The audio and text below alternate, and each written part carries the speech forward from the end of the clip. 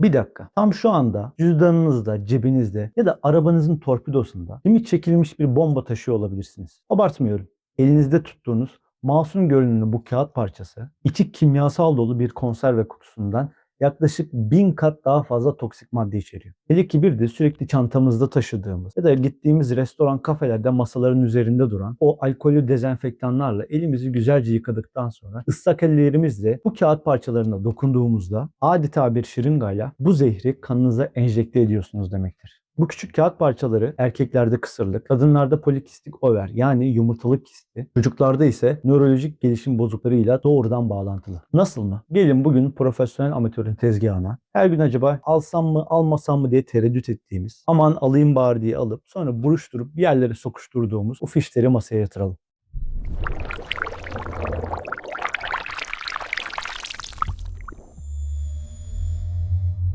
Herkese merhaba. Profesyonel Amatör kanalına hoş geldiniz. Ben Mustafa Karayevli. Bugün konumuzun karanlık sularına dalmadan önce sizlere bir teşekkür borçluyum. Biliyorsunuz sürdürülebilir finans üzerine çalıştığım yüksek lisans tezimi sizlerle birlikte yazmak için bu kanalı yılbaşında açmıştım. Test sürecinde yaptığım okumaları, araştırmaları sizlere anlatarak hem kendimi öğrenmeyi, hem konuyu daha iyi anlamayı, hem de tezimin raflarda çürümesindense bu şekilde kalıcı olmasını istemiştim. Kendimize ilk 3 ayda 1000 abone olma hedefini koymuştuk. Bugün 1 Nisan ve bugün itibariyle 1200 aboneyi geçtik. Anlattığım konuların bu kadar eğlenceli olmasına rağmen beni yalnız bırakmadınız.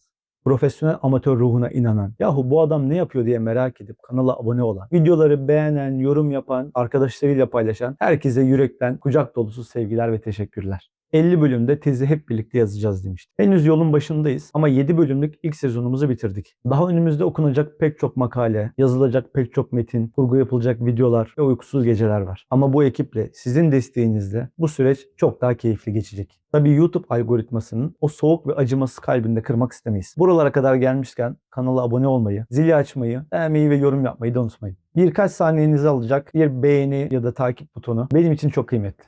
Tabii YouTube için de. Bir sonraki hedef Haziran ayının sonunda 10.000 takipçiye ulaşmak. Tebrik ve destek mesajlarınızı yorumlarda belirtebilirsiniz. Konumuza dönecek olursak bugün tezgahımızda hepimizin hayatında olan ATM'den paramızı çektikten ya da gittiğimiz mekanda hesabı ödedikten sonra cebimize tıktığımız o küçük kağıtlar var. Termal rulo kağıtlar. Aslında bu kağıtların üzerinde mürekkep yok. Evet, yanlış duymadınız. Bu yazılar cihazdan püskürtülen mürekkeplerle yazılmıyor. Bu tamamen kimyasal bir illüzyon. Ve işin içine kimya girince ne yazık ki zehir de giriyor. Her zamanki gibi konumuza kelimelerle başlayalım. Bugün önümüzde 3 kelime var. İlk kelimemiz termal. Termal kelimesi Yunanca'da ısı anlamındaki terme kökünden gelmektedir. Isıyla ilgili ısıl anlamına gelen termal, dilimizde de pek çok kavram içinde kullanılmaktadır. Termometre en basit örneklerinden bir tanesi. Isı ölçen, ısı metre anlamına gelir. Bu fişlere termal denmesinin sebebi üzerindeki o siyah yazıların sadece ve sadece ısı ile ortaya çıkan termokromik reaksiyonla oluşmasıdır. Termokromik, ısı veya sıcaklık değişimlerine bağlı olarak renk değiştiren maddelere denir. Termoyu öğrenmiştik. Isı demek. Krom ise renk anlamına geliyor. Termokromik de ısıyla renk değiştiren. Yani ortada mürekkep yok. Isı ve kimyasallar var. İkinci kelimemiz endokrin. Endokrin yine Yunanca'dan gelen, iç anlamına gelen endo ve salgılamak anlamına gelen kliniğin kelimelerinin birleşimidir. İç salgı bezlerimiz, yani bizi biz yapan hormon sistemimiz. Birazdan fişlerin üzerindeki kimyasalların hormonal sistemimizi nasıl hacklediğini anlattığımda bu kavramı iyi hatırlayacaksınız. Son kelimemiz makbuz ya da fiş. Makbuz Arapça kabz kökünden gelmektedir ve teslim alınan şey demektir. Fiş ise Fransızcadaki fiş kelimesinden doğrudan dilimize geçmiştir. Parayı verdik, makbuzumuzu, fişimizi aldık. Peki yanında bedavaya ne aldık? Bolca toksin ve de bozulan bir doğa.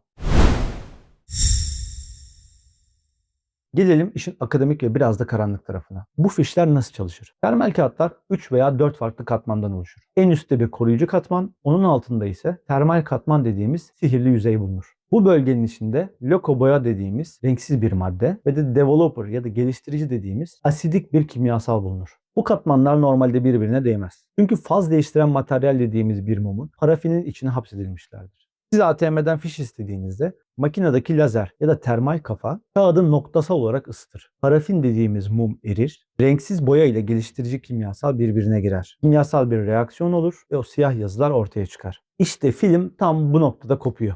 Çünkü o asidik geliştirici kimyasalın adı çokça duyduğumuz BPA, yani bisfenol A. Bu BPA denilen madde aslında 1891 yılında Rus kimyager Alexander Dianin tarafından icat edildi. Daha da ilginci 1930'larda İngiliz biyokimyacı Edward Charles Dodds BPA'yı sentetik bir östrojen yani kadınlık hormonu ilacı olarak kullanmak için test etti.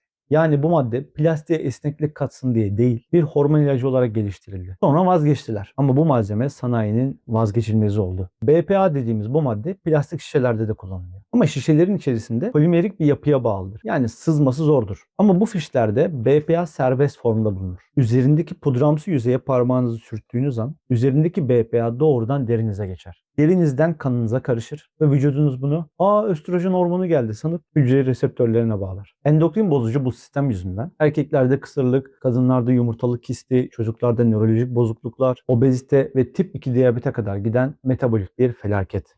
Avrupa Gıda Güvenliği Otoritesi EFSA 2023 yılında bu konudaki verileri güncelledi ve BPA'nın günlük güvenli alım sınırını tam 20.000 kat düşürerek 0,2 nanograma indirdi. Oysa yapılan testlerde sadece 1 gramlık fişlerin içerisinde 15 miligram BPA'ya rastlandı. Yani güvenli sınır olarak belirtilen 0,2 nanogramın milyonlarca katı. Yani bütün gün marketlerde, mağazalarda gün boyu fiş kesen insanların vücudunda normal insanlara kıyasla devasa miktarda toksik madde birikiyor.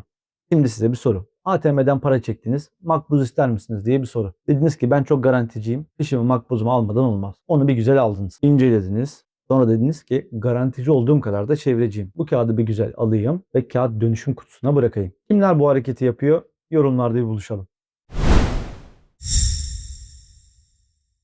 Şimdi olaya bir de sistemin yani Türkiye bankacılık sektörünün çerçevesinden bakalım. Elimde çok taze veriler var. Türkiye Bankalar Birliği 2025 Aralık verilerini yayınladı. Sıkı durun, sayılar inanılmaz. Türkiye'de 2025 yılı Aralık ayı itibariyle sadece mobil bankacılık kullanan aktif tekilleştirilmemiş müşteri sayısı 126,5 milyon. Sadece son 3 ayda mobil bankacılık üzerinden yapılan finansal işlemlerin hacmi ne kadar biliyor musunuz? Tam 53,3 trilyon Türk lirası. Üstelik kare kod ile 10 milyonlarca işlem kartsız ve temassız gerçekleşiyor. Bankacılığımız 2025 yılında böylesine devasa bir dijitalleştirme yaşarken öte yandan 57 bin ATM'den cayır cayır, zehirli ve geri dönüştürülemeyen bu termal kağıtların yazılması sizce de çok çağ dışı değil mi?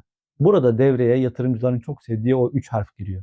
ESG yani çevresel, sosyal ve yönetişim skorları. Akademik literatür diyor ki bankaların ESG skorları yükseldiği zaman aktif karlılıkları ve öz sermaye karlılıkları doğrudan artıyor. Yani bir banka ben bu toksik ve karbon ayak izi devasa olan termal ATM fişlerini kaldırıyorum derse 1. Çöpe giden kimyasallı kağıt israfını bitirir. 2. Para ve makbuz taşıyan operasyon çalışanlarını ve müşterilerini bu BPA zehrinden korur. İş sağlığını arttırır. 3. Rulo taşıma ve bakım maliyetlerini sıfırlar. Ancak bu dönüşüm tam yapılamadığında tüketici kredileri veya likidite rasyoları ile ESG performansları arasında ters yönlü baskılar bile oluşabiliyor. Yani banka hem karından oluyor, hem bizi zehirliyor, hem de çevreyi zehirliyor.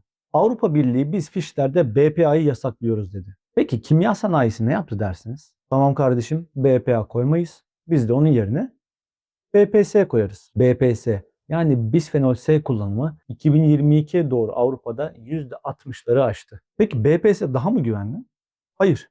Bilimsel çalışmalar BPS'nin de tıpkı BPA gibi hormonları bozduğunu ve metabolizmayı çökerttiğini kanıtladı. Yani o kasanın arkasında ya da ürünlerin üzerinde yazan BPA içermez etiketleri tamamen bir pazarlama aracı, külliyen yalan, gelen gideni aratıyor. Peki ne yapalım? Eyvah zehirleniyoruz, fişleri yakalım. Varyansınlarına geçmeden önce çözüm yollarına bir bakalım. Çünkü bu dünyada yaşıyoruz ve alışveriş yapmaya devam edeceğiz. İstemesek de bazen bu fişlere ihtiyacımız olabiliyor. Peki ne yapabiliriz? 1. Dijitale geçin. ATM ekranında makbuz ister misiniz diye sorduğunda hayır butonuna tıklayın. Bir mağazada alışveriş yaptığınızda faturanızı e-arşiv ya da SMS olarak isteyin. Her kahve, su, çay, restoran alışverişlerinizde silip almamak için bankanızın mobil uygulamasından dijital silip seçeneğini aktifleştirin. Bu dediğim yöntemlerinde bir karbon ayak izi yok mu? Var. Ama en azından hormonlarınız size kalsın.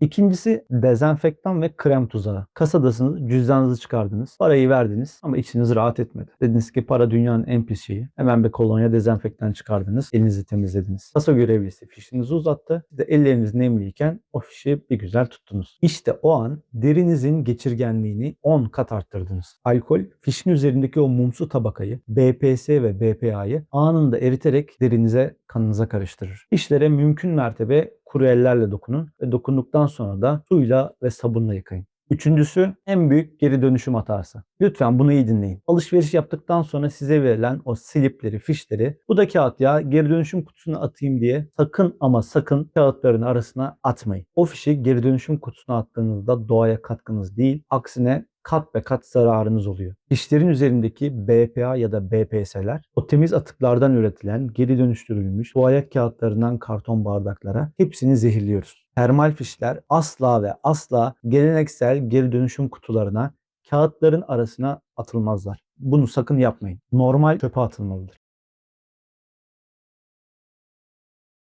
Toparlayacak olursak hayatımızın her bir köşesine sızmış olan, cüzdanımızın dibinde, arabanın torpidosunda bir yerlerde sıkışık, buruşuk bulduğumuz bu termal kağıtlar basit birer kağıt israfı değil. İçleri BPA ve BPS gibi sentetik hormonlarla dolu, doğrudan sağlığımıza saldıran biyolojik birer ajan. Türkiye şu anda 128 milyonun üzerinde aktif dijital bankacılık müşterisiyle %85'in üzerinde dijital bir ekosisteme sahip. Bu termal fiş kullanımıyla hem kendi sağlığımızı hem emekçilerin sağlığını hem de çevremizi zehirlemeyi bırakalım. Mobil uygulamalarımızdan dijital silipleri seçelim. E-arşiv faturası isteyelim. Fişlere asla ve asla ıslak ellerle dokunmayalım. Bir sonraki alışverişinizde fiş ister misiniz diye sorduklarında hem kendi hormonlarınızı hem emekçinin hormonlarını hem de çevreyi düşünerek hayır demeyi tercih edin. Bugün fiziksel dünyada maalesef bolca kullandığımız o toksik kağıtları konuştuk. Eskiden paranın kendisi bile bir kağıt ya da madendi. Peki bu kağıt maden dünyasından dijital dünyaya geçişteki ilk köprü, o en büyük devrim sizce neydi? Hazır olun. Bir sonraki bölümde bugün cüzdanlarımızı şişiren, bazen hayat kurtaran, bazen de bizleri borç sarmalına sokan o dikdörtgenleri konuşacağız. Plastik paranın doğuşu, kredi kartları. Kredi kartları nasıl ve ne zaman icat edildi? Kim icat etti? İnsanlık borçlanmayı neden plastik bir karta sığdırdı? Ve nakit verme acısından kaçış kitimi ne kadar arttırdı? Muazzam bir tarih ve finans psikolojisi bir sonraki bölümde bizleri bekliyor. Kaçırmamak için abone olmayı ve bildirimleri açmayı unutmayın. Eğer bu videoyu faydalı bulduysanız lütfen WhatsApp gruplarından sevdiklerinizle, eşinizle, dostunuzla paylaşın. Paylaşın ki can sıkıntısından ellerine buruşturdukları, ceplerini sokuşturdukları, kimisinin ağızlarında oynadığı bu kağıt parçalarını artık evlerinden içeri bile sokmasınlar. Profesyonel amatörden şimdilik bu kadar. Bilgiyle kalın, zehirsiz kalın, hoşça kalın. İşinizi ister misiniz? İşinizi alır mıydınız?